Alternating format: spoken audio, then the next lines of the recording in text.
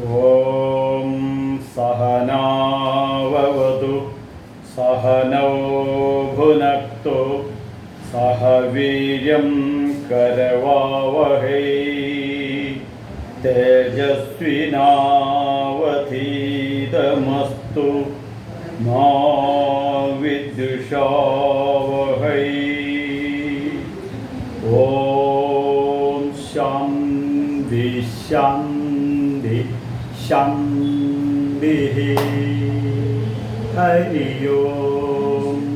ശ്രീ ഗുരുഭ്യോ നമഃ. ഹരേ. എല്ലാ പ്രിയപ്പെട്ട കുടുംബാംഗങ്ങൾക്കും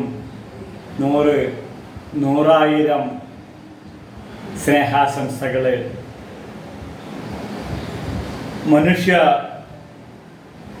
ജീവിതം മാ വിദ്വിഷാവഹൈ.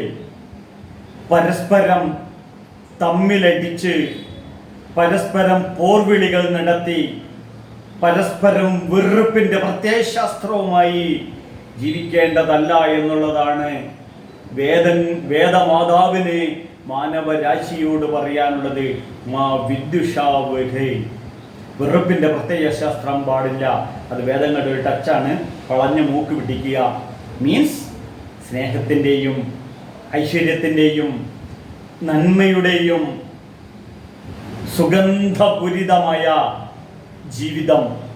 അതാണ് വേദമാതാവിൻ്റെ മാനവരാശിയോടുള്ള വിഷനും മിഷനും. അപ്പോൾ ഈ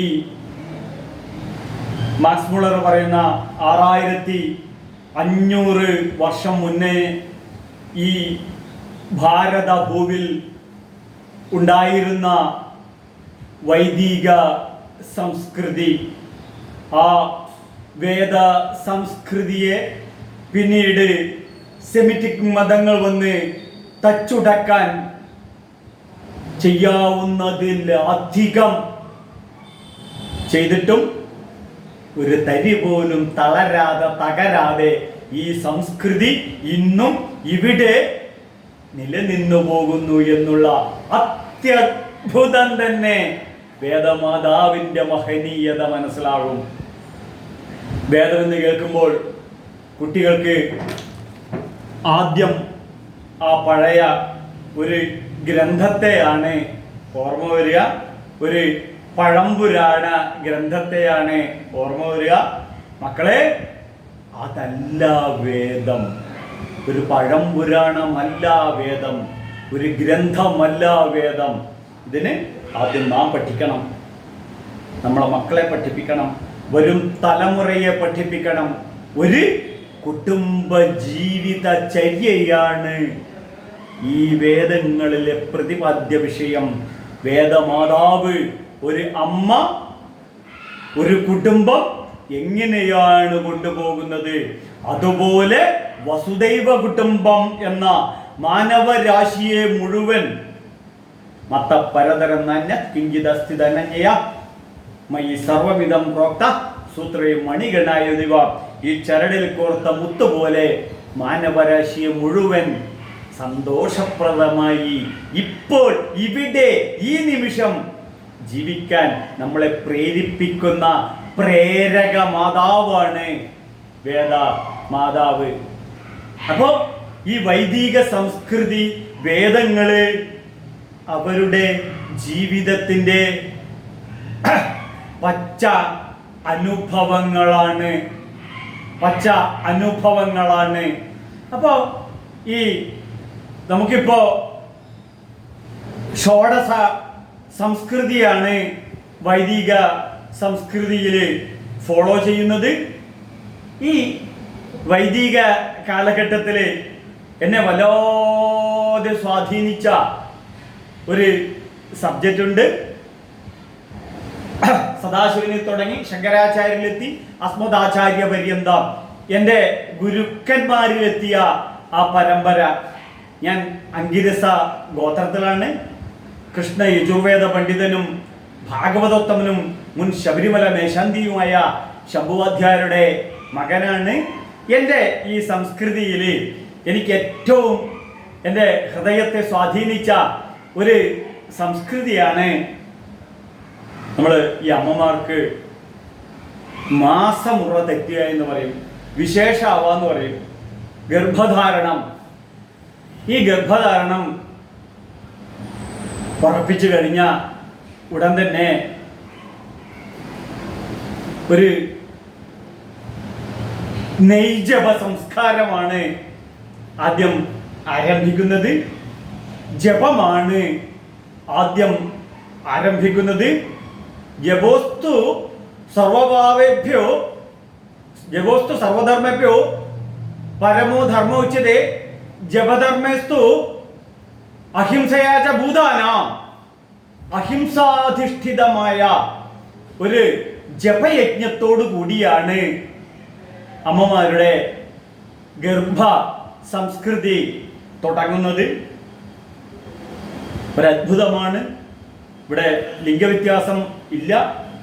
ആൺകുട്ടിയാവട്ടെ പെൺകുട്ടിയാവട്ടെ, വെളുത്ത കുട്ടിയാവട്ടെ കറുത്ത കുട്ടിയാവട്ടെ, ബുദ്ധി ഉള്ളതാകട്ടെ ബുദ്ധി ഇല്ലാത്തതാകട്ടെ, ട്രാൻസ്ജെൻഡർ ആവട്ടെ, വാട്ട് എവർ ഇറ്റ് ഈസ്, ആ ഗർഭ ധാരണത്തോടു കൂടി അച്ഛനും അമ്മയും ആ ജനിക്കാൻ പോകുന്ന പ്രാണോബ്രഹ്മ പ്രാണനായി ജീവനായി തുടിക്കുന്ന ആ പരബ്രഹ്മത്തെ ജപ സംസ്കൃതിയിലൂടെ സർവ ദേവീദേവന്മാരെയും അച്ഛനും അമ്മയും വിളിച്ച് അവരെ സ്നേഹിച്ചുകൊണ്ട് ജപിക്കുന്ന ധാരാളം മന്ത്രങ്ങൾ നമുക്ക് വേദങ്ങളിൽ ദർശിക്കാൻ സാധിക്കും. ആൺകുട്ടിയാണോ പെൺകുട്ടിയാണോ എന്നറിയാതെ അന്ന് മുതൽ അവരുടെ ജീവിതത്തിൻ്റെ അവസാന നിമിഷം വരെ സ്നേഹിക്കുന്ന മക്കള്. അപ്പോൾ അങ്ങനെയുള്ള അതിനകത്ത് ഈ പുംസവനം എന്നുള്ള ഒരു ചടങ്ങുണ്ട്. ആ ചടങ്ങിനകത്ത് നല്ല കുറച്ച് മന്ത്രങ്ങളുണ്ട്. അതിൻ്റെ സാരാംശം ഇത്രയേ ഉള്ളൂ. അല്ലയോ പ്രിയതമേ, എൻ്റെ മാതൃസ്ഥാനീയയായ സഹധർമ്മിണി, എൻ്റെ ഗർഭം നീ വയറിൽ വികസിപ്പിച്ച് പൂഷ്യസി വികസിപ്പിച്ചെടുത്താലും അത് ഞാൻ അതിൻ്റെ പ്രതീകമായി, ഈ ഗർഭധാരണം ഞാൻ നടത്തുന്നതിൻ്റെ പ്രതീകമായി ഞാൻ എൻ്റെ മുടിയും താടിയും വെട്ടാതെ അമ്മയും കുഞ്ഞും രണ്ടും രണ്ടായി തിരിയുന്നത് വരെ ഞാൻ വളർത്തിക്കൊള്ളാം എന്ന് പറയുന്നു. ഗർഭദീക്ഷ എന്ന് പറയുന്നു. അപ്പോൾ അമ്മ ശരീരത്തിലും അച്ഛൻ അതിൻ്റെ പ്രതീകമായി താടിയും മുടിയും വളർത്തും. അപ്പോൾ അന്നത്തെ കാലത്തൊക്കെ തമാശക്ക് ചോദിക്കും, ബ്രാഹ്മണരൊക്കെ താടി മുടിയും വളർത്തിയ ഗതികേടോ ബ്രാഹ്മണ ഗർഭദീക്ഷയോ ചോദിക്കും. കാശില്ലാത്തതുകൊണ്ടാണോ അതോ ഗർഭദീക്ഷയാണ്?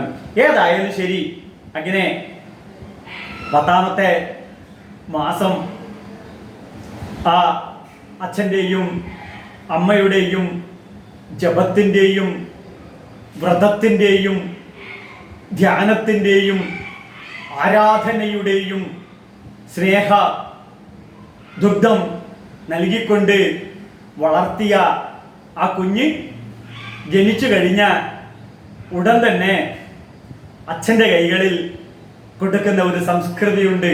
അത് സമൂഹത്തിലെ എല്ലാ ഭാരതീയ ഹൈന്ദവ സംസ്കൃതിയിലും ഉള്ള ഒരു ചടങ്ങാണിത്. അത് നമുക്ക് ഋഗ്വേദത്തിലും കാണാം, കൃഷ്ണ യജുർവേദത്തിലും കാണാം. നമുക്ക് അത് നോക്കുന്നതാണെന്നുണ്ടെങ്കിൽ ബൃഹദാരണ്യ ഉപനിഷത്തിൽ അടക്കം ഈ മന്ത്രം നമുക്ക് കാണാൻ സാധിക്കും. ഇതെങ്ങനെയാണ് ഈ മാതാവാകുന്നത് എന്നുള്ളതിൻ്റെ ഒരു ഉദാത്തമായ പ്രതീകമാണ് ശരണമയ്യപ്പ. അഥാസ്യ നാമകരോതി വേദോസീതി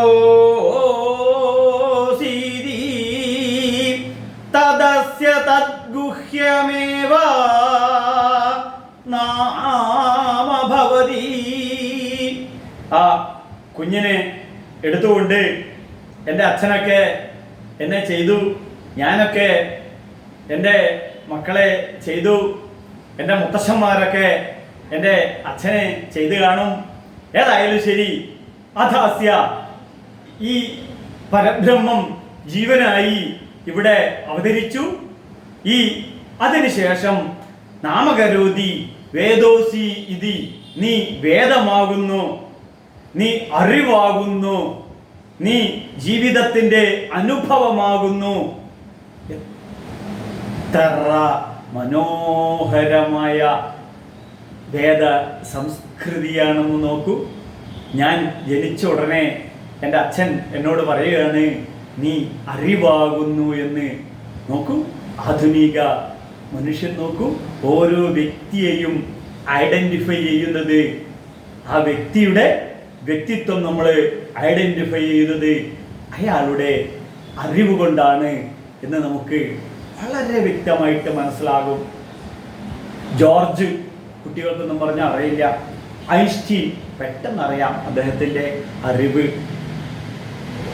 രാമൻ നായർ അറിയില്ല, ശങ്കരാചാര്യർ പെട്ടെന്നറിയും അദ്ദേഹത്തിൻ്റെ ജ്ഞാനം.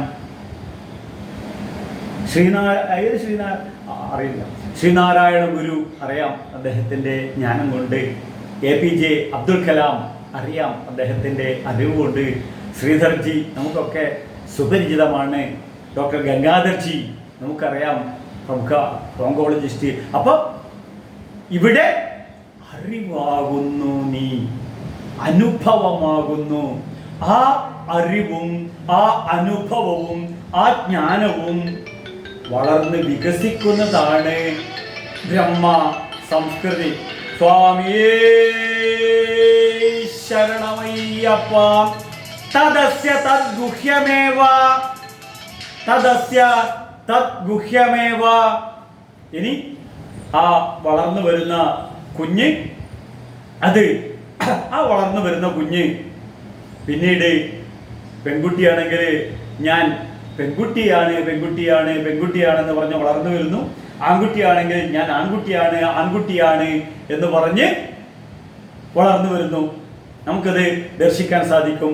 അപ്പൊ ആ ബുദ്ധി ബോധം ഉറക്കുമ്പോഴേക്കും ശ്രദ്ധിക്കണം. അവിദ്യയാച മൃത്യും തീർത്വ വിദ്യയാമൃതമശ്നുതേ. വേദങ്ങൾക്ക് ഇത്രേ പറയാനുള്ളൂ. വേദമാതാവ് നമ്മെ പഠിപ്പിക്കുന്നു, അവിദ്യയാച മൃത്യും തീർത്വ വിദ്യയാമൃതമശ്നുതേ. ഈ ജീവാത്മാവ് നാളെ മരണമടയുന്നത് അവിദ്യ കൊണ്ടാണ്. എന്നാൽ അറിവ് നേടിയാൽ അവിദ്യയാച മൃത്യും തീർത്വ വിദ്യയാൽ അമൃതമശ്നുതേ. അറിവ് കൊണ്ട് നീ അമൃതത്വത്തിലേക്ക് ലയിച്ചു ചേരണം. മൃത്യുവിനെ നീ അതിവർത്തിക്കണം. നോക്കൂ, ബ്യൂട്ടിഫുൾ ആയിട്ടുള്ള ഒരു തത്വസംഹിതകളാണ് ഇതിനകത്ത് പറഞ്ഞിട്ടുള്ളത്. ബ്രഹ്മത്തിൽ നിന്നും വന്നു, ബ്രഹ്മമായി ജീവിച്ചു, ബ്രഹ്മത്തിലേക്ക് ലയിച്ചു ചേർന്നു. യതോ വാ ഇമാനി ഭൂതാനി ജായന്തി ജീവന്തി യേന യത് പ്രയന്തി അഭിഷദ്വിശന്തി തത് ബ്രഹ്മേതി തത് വിജിജ്ഞാസനമസ്തു തത് വേദോസീതി. ഇതാണ് അറിയേണ്ടത്. ഇതറിയൂ, ഇത് മനസ്സിലാക്കൂ, ഇത് ഉൾക്കൊള്ളൂ. ഏത്? യതോ വാ ഇമാനി ഭൂതാനി ജായന്തി ജീവന്തി യേന യത് പ്രയന്തി അഭിഷദ്വിശന്തി. എന്താണോ എവിടെ നിന്നാണോ വന്നിട്ടുള്ളത്, എന്താണോ ആയി ജീവിക്കുന്നത്, എന്തിലേക്കാണ് ലയിച്ചു ചേരുന്നത്, ഈ തത്വത്തെയാണ് വേദമാതാവ് അദ്വൈത വേദാന്തം എന്ന് പറയുന്നത്, അദ്വൈത സിദ്ധാന്തം എന്ന് പറയുന്നത്. എന്നിൽ നിന്നും അന്യമല്ലാത്ത ഈ പരമാനന്ദം, എന്നിൽ നിറഞ്ഞു നിൽക്കുന്ന സച്ചിദാനന്ദം, എന്നിൽ നിലനിൽക്കുന്ന സുഖസ്വരൂപം, ഈ സുഖസ്വരൂപത്തെ അറിയണം. അതാണ് വിദ്യ. വിദ്യ എന്ന് പറഞ്ഞാൽ സാ വിദ്യ വിമുച്യതേ, സാ വിദ്യ വിമുച്യതേ. ദുഃഖ ദുരിതങ്ങളിൽ നിന്നും പൂർണ്ണമായി നമ്മളെ സംരക്ഷിക്കുകയും പിന്നീട് സന്തോഷപ്രദമായ ജീവിതം നമ്മളെ കൊണ്ടു നടത്താൻ നമ്മളെ പ്രാപ്തമാക്കുകയും ചെയ്യുന്നതാണ് ഈ വേദമാതാവ്. അപ്പൊ അഥാസ്യ നാമകരോതി വേദോസീത്. ആ വിദ്യ ആ അറിവ് നമ്മൾ 10ാം ക്ലാസ് വരെ പഠിച്ചു. എന്തൊക്കെയാണ് നമ്മൾ പഠിക്കുന്നത്? പഠിക്കുന്ന കുട്ടിക്കും ഒരു കാര്യമില്ല, പഠിപ്പിക്കുന്ന അധ്യാപകർക്കും ഒരു കാര്യമില്ല, സമൂഹത്തിനും ഒരു കാര്യവുമില്ല. 10 വരെ നാം എന്തൊക്കെയാണ് പഠിക്കുന്നത്? പക്ഷെ എവിടെയും ഫണ്ടമെന്റൽ റൈറ്റ്സ് പഠിക്കുന്നില്ല, ഫണ്ടമെന്റൽ ഡ്യൂട്ടീസ് പഠിക്കുന്നില്ല, ഭരണഘടന പഠിപ്പിക്കുന്നില്ല. എന്തിന്? മാതൃദേവോ ഭവ, പിതൃദേവോ ഭവ, ആചാര്യദേവോ ഭവ, ഇത് പോലും പഠിപ്പിക്കുന്നില്ല. എന്തിന്? 2 വീലറിന് ഹെൽമെറ്റ് ഇടണം എന്ന് പോലും പഠിപ്പിക്കുന്നില്ല. 10 വർഷം നമ്മുടെ വിദ്യാഭ്യാസ വകുപ്പിന്റെ കയ്യിൽ നമ്മളെ കിട്ടിയിട്ട് എന്ത് മാങ്ങ പഠിപ്പിച്ചു, എന്ത് തേങ്ങ പഠിപ്പിച്ചു, എന്ത് വാഴ വെക്കാൻ പോലും പഠിപ്പിക്കുന്നില്ല. പിന്നെ എന്താണ് പഠിപ്പിക്കുന്നത്? ഗൾഫ് സ്ട്രീം വിഷ്ണുല പ്രവാഹവും ലാബ്രഡോർ ശീതല പ്രവാഹവും യൂറോപ്പിന്റെ തീരത്ത് വെച്ച് സന്ധിക്കുന്നതിന് ഫലമായി യൂറോപ്പിന്റെ തീരത്തെ കനത്ത മൂടൽമഞ്ഞുണ്ടാകുന്നു. ഇതാണ് നമ്മളെ പഠിപ്പിച്ചത്. കഷ്ടം കഷ്ടം കഷ്ടം കഷ്ടം. തിരുവാതിര ഞാറ്റുവേല ഇന്നതാണെന്നും തിരുവാതിര ഞാറ്റുവേലയ്ക്ക് കുരുമുളക് വെക്കണമെന്നും അതുപോലുള്ള വാഴകളും തെങ്ങും ഒക്കെ വെക്കണമെന്നുമാണ് നമ്മളെ പഠിപ്പിച്ചിട്ടുണ്ടായിരുന്നെങ്കിൽ, കാർഷികാധിഷ്ഠിത ഒരു സംസ്കൃതി നമ്മുടെ മക്കളെ പഠിപ്പിച്ചിട്ടുണ്ടായിരുന്നെങ്കിൽ ഇപ്പൊ ഈ ഉപ്പ് മുതൽ കർപ്പൂരം വരെ അന്യ സംസ്ഥാനങ്ങളെ ഡിപ്പെൻഡ് ചെയ്യേണ്ടി വരില്ലായിരുന്നു. കഷ്ടം കഷ്ടം. വേണ്ട, എന്തെങ്കിലും ഒരു തൊഴിലധിഷ്ഠിത വിദ്യാഭ്യാസം നമ്മളെ പഠിപ്പിച്ചിട്ടുണ്ടായിരുന്നെങ്കിൽ. ഏതായാലും ശരി, ഈ 10ാം ക്ലാസ് കഴിഞ്ഞതിന് ശേഷമാണ് +2 എത്തുമ്പോഴേക്കുമാണ് നമുക്ക് ശ്രദ്ധിക്കണം, അവനവന്റെ കഴിവുകളെ കാണാനും അറിയാനും അതുവഴി യാത്ര ചെയ്യാനും ഒരു അവസരം നമ്മുടെ മുന്നിൽ ലഭിക്കുന്നത്. അത് ലഭിച്ചു കഴിഞ്ഞാൽ ഇപ്പോൾ AI-യിൽ എത്തിയിരിക്കുകയാണ്, ആർട്ടിഫിഷ്യൽ ഇൻ്റലിജൻസിലാണ് കാര്യങ്ങൾ എത്തിയിരിക്കുന്നത്. ഇത് പറയുമ്പോഴാണ് G7 രാഷ്ട്രങ്ങളുടെ സമ്മേളനം ഇറ്റലിയിൽ നടന്നു. ഭാരതമാണ് അതിൻ്റെ മുഖ്യ നായകത്വം വഹിച്ചത്. അവിടെ അതുപോലെ തന്നെ നമ്മുടെ പ്രധാനമന്ത്രി, പ്രിയങ്കരനായ പ്രധാനമന്ത്രി നരേന്ദ്രമോദിജിക്കൊപ്പം അവിടെ മാർപ്പാപ്പയും ഉണ്ടായിരുന്നു. മാർപ്പാപ്പയെ പ്രത്യേകം പറയുകയുണ്ടായി. എന്ത്? അവിടെ മാർപ്പാപ്പ അവതരിപ്പിച്ചു എന്ത്? AI ആർട്ടിഫിഷ്യൽ ഇൻ്റലിജൻസിന് വ്യക്തികൾക്കും കുടുംബത്തിനും സമൂഹത്തിനും മാനവരാശിക്കും അഭിവൃദ്ധി വരുന്ന രീതിയിലായിരിക്കണം, തിരിച്ച് അപകടകാരിയാകാതിരിക്കാൻ പ്രത്യേകം ശ്രദ്ധിക്കണമെന്ന് ഒളിഞ്ഞു കിടക്കുന്ന ചതിയും ഒളിഞ്ഞു കിടക്കുന്ന അപകടത്തെയും മുൻകൂട്ടി കണ്ടുകൊണ്ടാണ് മാർപ്പാപ്പ ഇത് പറഞ്ഞിരിക്കുന്നത്. അപ്പോ ആധുനിക വിദ്യാഭ്യാസ സമ്പ്രദായം എന്തു വന്നാലും മിക്കതും തൊഴിലധിഷ്ഠിതമാണ്. അവനവന്റെ കഴിവുകളിലെയും അവനവന്റെ സാധ്യതകളും നമുക്ക് വികസിപ്പിക്കാൻ ഒരു നല്ല എൻവിറോൺമെന്റ് ആണ്. കാരണം സോഷ്യൽ മീഡിയയുടെ കാലഘട്ടമാണ്. ഗൂഗിൾ കുമാർ ചേട്ടനോട് ചോദിച്ചാൽ മറുപടി പറയാത്ത ഒന്നും തന്നെയില്ല. കമ്പ്യൂട്ടറൈസ്ഡ് വേദിക് ചാൻറ്റിങ് പോലും ഉള്ള ഒരു കാലഘട്ടമാണ്. അപ്പോൾ നമുക്ക് ഇതിനകത്ത് ഒന്ന് മനസ്സിലാക്കേണ്ട ഒരു ഘടകം, ഈ അറിവുകളൊക്കെ വിജ്ഞാന അനുഭൂതി, അതാണ് പ്രൊഫഷണലുകളെ സൃഷ്ടിക്കുന്നത്. അറിവ്, ആ അറിവിലുള്ള അനുഭവം, ആ അനുഭവവും അറിവും വെച്ചുകൊണ്ട് അവരുടെ തൊഴിൽ സാധ്യതകളിലൂടെ ഈ പഠിച്ച കാര്യങ്ങൾ അവനവന്റെ ജീവിതത്തിൽ പ്രാവർത്തികമാക്കുക. അത് ഈ സമൂഹത്തിനും മാനവരാശിക്കും പ്രയോജനപ്രദമാകണം. ഇതിന്റെ അംബാസഡറാണ് നമ്മുടെ പ്രധാനമന്ത്രി. മേക്ക് ഇൻ ഇന്ത്യയുടെ പാർട്ടായിട്ട് ഏതായാലും ഈ പ്രൊഫഷണലുകൾ അവരുടെ ജീവിതം മുന്നോട്ട് കൊണ്ടുപോകുമ്പോൾ സമ്പൽ സമൃദ്ധമായ ഒരു രാഷ്ട്രമാണ് അതുവഴി നാം ലക്ഷ്യം വെക്കുന്നത്. ഇപ്പോൾ എൻ്റെ ഭാരതം സാമ്പത്തികമായി ലോകത്തിലെ 5ാമത്തെ ശക്തിയാണ്. നമ്മുടെ പ്രധാനമന്ത്രി അമേരിക്കൻ കൗൺസിലിൽ ഒരു പ്രഭാഷണത്തിൽ പറഞ്ഞു, കമ്മിങ് സൂൺ നൗ 3ാമത്തെ സാമ്പത്തിക ശക്തിയായി വളർന്നു വരുന്നു എന്നുള്ളതാണ് പറഞ്ഞു. ഏതായാലും ഇതൊക്കെ കീഴടക്കുന്ന സമയത്ത്, ഈ പ്രൊഫഷണലുകൾ മുന്നോട്ട് പോകുന്ന സമയത്ത് ഇവർ ശ്രദ്ധിക്കണം. വേദാന്താർത്ഥ വിചാരേണ ജായതേ ജ്ഞാനമുത്തമം തേന ആത്യന്തിക സംസാര ദുഃഖോ ഭവത്യനു. ശ്രീശങ്കര ഭഗവത്പാദരി വിവേക ചൂടാമണിയിലൂടെ പറയുന്നു, വേദാന്തത്തിന്റെ വേദങ്ങളിലുള്ള വേദാന്തങ്ങളുടെ അർത്ഥം എന്താണെന്ന് അറിഞ്ഞ് ജീവിതത്തിൽ പ്രാവർത്തികമാക്കണം. അതാണ് തദസ്യ തദ്ഗുഹ്യമേവ. ഈ ജനിച്ച കുട്ടികൾ ആൺകുട്ടിയാണ് പെൺകുട്ടിയാണ് ആൺകുട്ടിയാണ് ജനിച്ചു ജീവിക്കുന്നത്. ഇതുപോലെ അന്തർലീനമാണ് നമ്മളിൽ ഈ വൈദിക സംസ്കൃതി, ഈ വൈദിക പൈതൃകം. ഞാൻ ആൺകുട്ടിയാണ്, ഞാൻ പെൺകുട്ടിയാണെന്ന് പറയുന്നത് പോലെ വേദോസീതി, ഞാൻ ഈ സനാതനമായ ഋഷിപ്രോക്തമായ ഭാരതീയ ഹൈന്ദവ സംസ്കൃതിയാണ്. എന്താണ് സനാതന ഭാരതീയ ഹൈന്ദവ സംസ്കൃതിയുടെ ഇത്ര ശ്രേഷ്ഠത? മറ്റൊന്നുമല്ല, ഗൃഹസ്ഥാനാം സുസമാഹിത ചേതസ ശാന്താഹാം ഹൃദിദോഷാണാം വിജന വനഭൂമിയെ. ഹിമാലയത്തിൽ തപസ് ചെയ്യുന്ന ഋഷീശ്വരന്മാർ അനുഭവിക്കുന്ന ജീവിത സൗഖ്യം നമ്മൾ ഇപ്പോൾ ഇവിടെ ഈ നിമിഷം നമ്മുടെ ജീവിതത്തിൽ കൊണ്ടു നടന്ന് കൂടുതൽ കൂടുമ്പോൾ ഇമ്പമുള്ള കുടുംബമായിക്കൊണ്ട് മിനിമം ലൈഫിൽ മാക്സിമം ഹാപ്പിനെസ്സോടുകൂടി ജീവിക്കുക. ആരും യൂസ്ലെസ് ഇല്ല, എല്ലാവരും യൂസ്ഡ് ലെസ് ആണെന്ന് കരുതി യൂസ്ഫുള്ളും ഫ്രൂട്ട്ഫുള്ളുമാക്കണം അവനവന്റെ ജീവിതം. അതിന് ഇനിയൊരു കാര്യം ചെയ്യണം.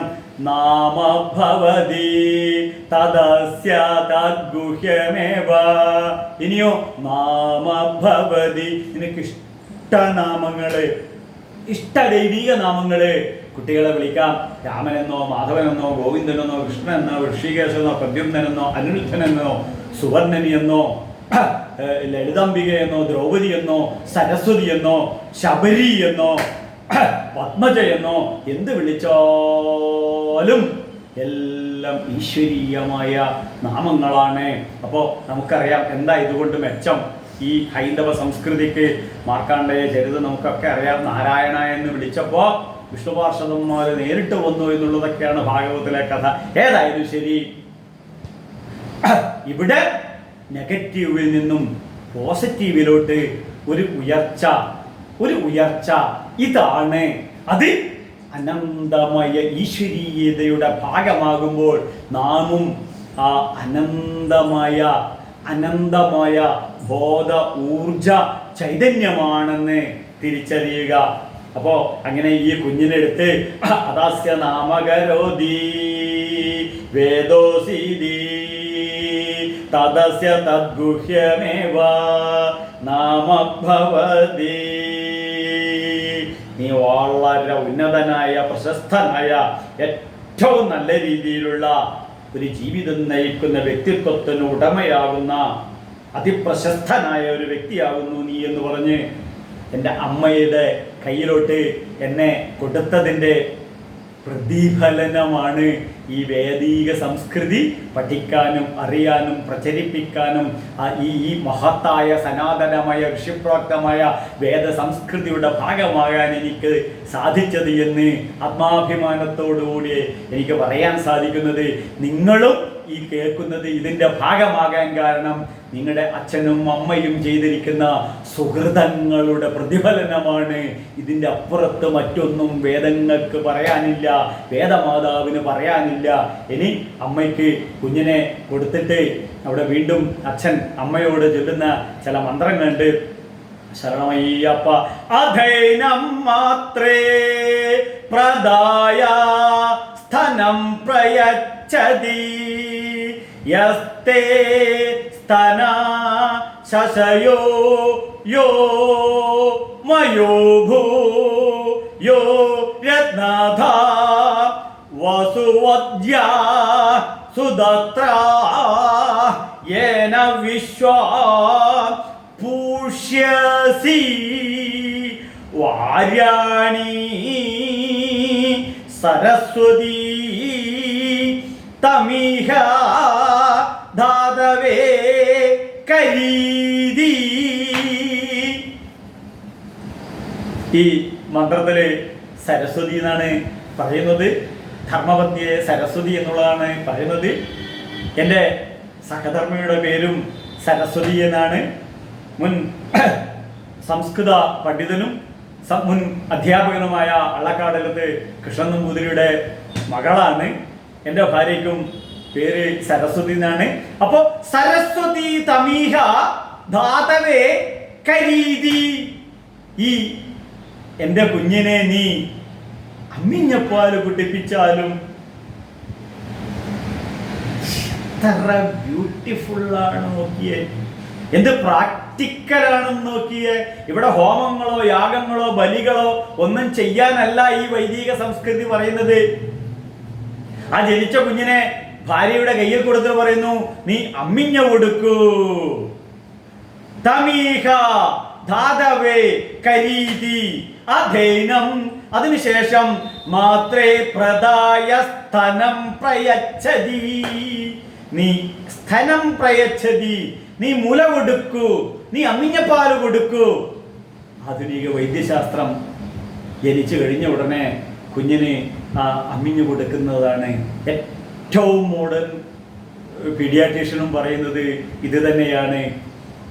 6000 വർഷങ്ങൾക്ക് മുന്നേ കൃഷ്ണ യജുർവേദത്തിൽ എഴുതി വെച്ച മന്ത്രമാണ്.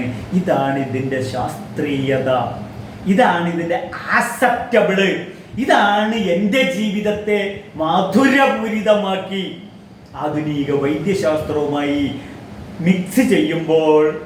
കാരണം ശശയാ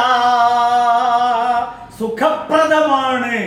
കുഞ്ഞിന് മാനസികവും ശാരീരികവുമായ സുഖപ്രദമാണിത്. കാരണം ഈ കുഞ്ഞ് അംബ്ലിക്കൻ കോഡ് വഴി ഈ കുഞ്ഞിന് ഇതുവരെ ഇപ്പോൾ കിട്ടിയിരിക്കുന്നത് എന്താണ്?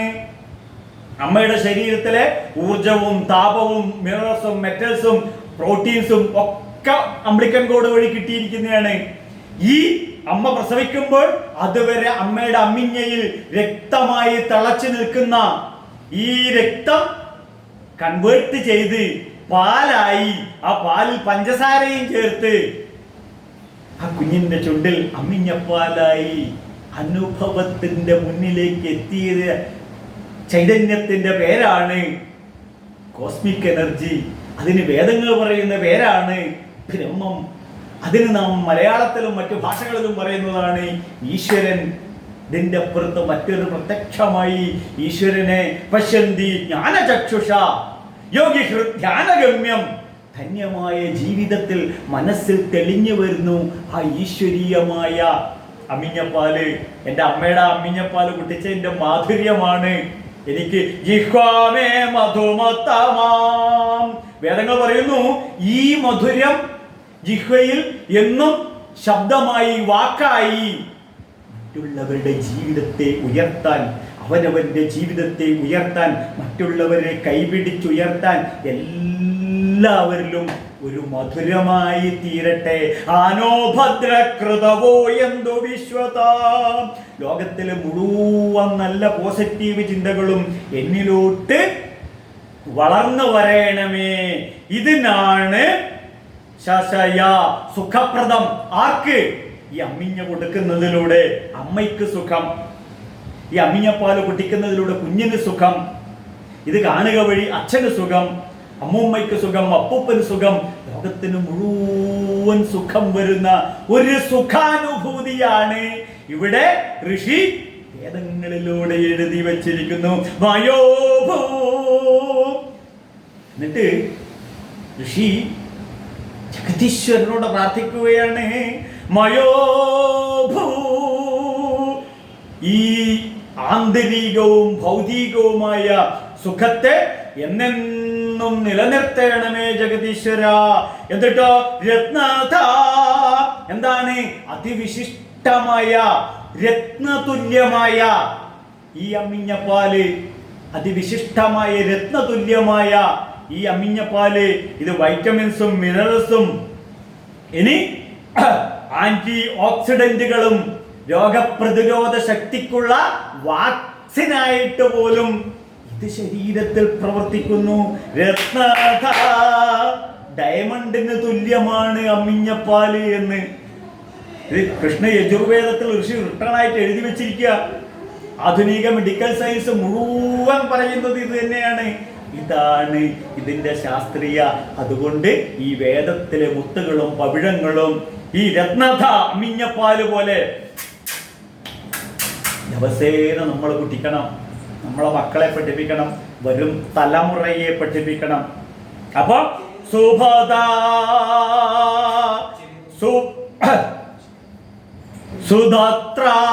സുഭദാസുദത്ര എന്താണ് ഇവിടെ? നന്മയെ ദാനം ചെയ്യുന്നതും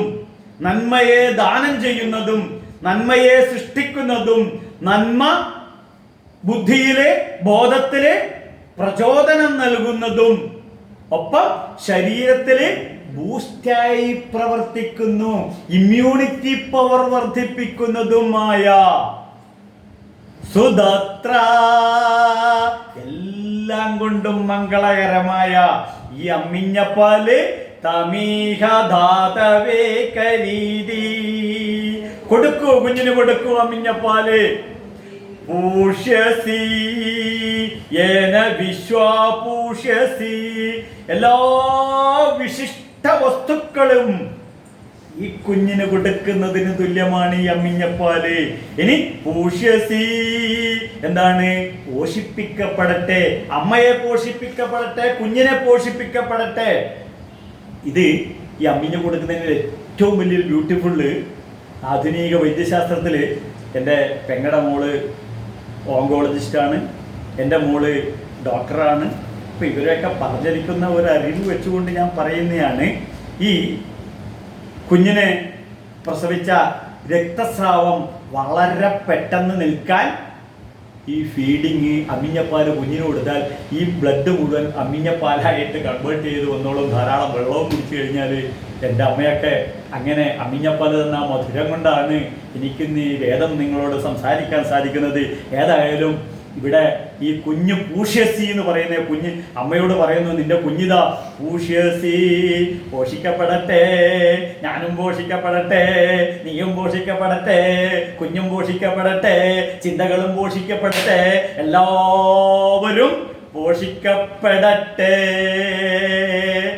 ഏത് ശ്രീശങ്കര ഭഗവത്പാദര് ജനിച്ചു കൊടുക്കുന്ന ശ്രീശങ്കര ഭഗവത്പാദരുടെ അച്ഛൻ ശ്രീശങ്കര ഭഗവത്പാദരുടെ അമ്മയോട് ചൊല്ലിയതായിരിക്കാം. അതുകൊണ്ടാണ് ശങ്കരാചാര്യര് മാതൃപഞ്ചകം എന്നുള്ളൊരു കൃതി എഴുതിയിട്ടുണ്ട്. എനിക്കത് വല്ലാതെ സ്വാധീനിച്ചൊരു കൃതിയാണ്. ഞാൻ എൻ്റെ അമ്മയെ എൻ്റെ നെഞ്ചോട് ചേർത്ത് ആ തലയിൽ പല സ്ഥലം മൃദു കരങ്ങൾ കൊണ്ട് താങ്ങി ചെറിയ കുഞ്ഞുങ്ങളെ ഇങ്ങനെ തടകുന്നത് പോലെ തടകിക്കൊണ്ട് ഞാൻ ചൊല്ലുന്നവർ വളരെ ഇഷ്ടപ്പെട്ടൊരു ഈ ശങ്കരാചാര്യരുടെ മാതൃപഞ്ചകമുണ്ട്. അസ്താന്താവതീയം പ്രസൂതി സമയേ ദുർവാര ശൂരവ്യധ നൈരോച്യം തനുശോഷണം മലമയീ ശയ്യാച സാംവത്സരീ ഏകസ്യാപി ന ഗർഭഭാരഭരണ ക്ലേശസ്യ യസ്യ ക്ഷമോ ദാതും നിഷ്കൃതി മുന്നതോപി തനയേ തസ്യൈ ജനന്യൈ നമഃ. അങ്ങനെയുള്ള എൻ്റെ അമ്മയ്ക്ക് ഏകസ്യാപിന ഗർഭഭാരഭരണേ, ഈ ഗർഭത്തെ ഭരിച്ചുകൊണ്ട് പോഷിപ്പിച്ച് എനിക്ക് ജന്മം നൽകിയ എൻ്റെ അമ്മയുടെ തൃപ്പാദങ്ങളിൽ ഈ വേദമാതാവിൻ്റെ അനുഗ്രഹം കൊണ്ട് ആ അമ്മയുടെ അനുഗ്രഹവും അച്ഛൻ്റെ അനുഗ്രഹവും എന്നിൽ നിറഞ്ഞു വന്നതുകൊണ്ട് ഈ വേദമാതാവിൻ്റെ 2 സൂക്തങ്ങൾ നിങ്ങളുടെ മുന്നിൽ പറയാൻ എനിക്ക് സാധിച്ചത് എൻ്റെ അമ്മയുടെ അമ്മിഞ്ഞപ്പാലിൻ്റെ മാധുര്യം കൊണ്ട് മാത്രമാണ്.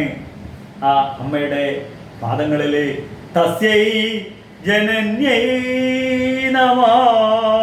ഇത് കേൾക്കുന്ന നിങ്ങളെല്ലാവരും അവനവൻ്റെ അമ്മയെ ഈ രീതിയിൽ കാണുകയും കേൾക്കുകയും പൂജിക്കുകയും വേണം. നമ്മളെ മക്കളെ ഈ വീഡിയോ കാണിക്കണം, ഈ സംസ്കൃതി പഠിപ്പിക്കണം. അവരെ അവരുടെ കൺകണ്ട ദൈവമായി മാതൃദേവോ ഭവ, ആദ്യത്തെ ദേവനാണ്, ആദ്യത്തെ സംസ്കാരമാണ്, ആദ്യത്തെ വേദമാണ്, ആദ്യത്തെ അമ്മിഞ്ഞപ്പാലാണ്. സ്നേഹമെന്ന വികാരം നാം ജനിക്കുന്നതിന് മുന്നേ നമ്മെ സ്നേഹിച്ചു തുടങ്ങിയ അച്ഛനും അമ്മയുമാണ്. അകർത്ത പിവസമൃത്തോ അകർത്ത പ്രതിപത്യേ ജഗത പിതരവന്ദേ. പാർവതിയും പരമേശ്വരൻ തന്നെ മാതാജ പാർവതീ ദേവി പിതാ ദേവോ മഹേശ്വര. പാർവതീ ദേവിയും പരമേശ്വരൻ തന്നെ അച്ഛനും അമ്മയുമായി നമ്മുടെ മുന്നിൽ അവതരിച്ചിരിക്കുകയാണ്.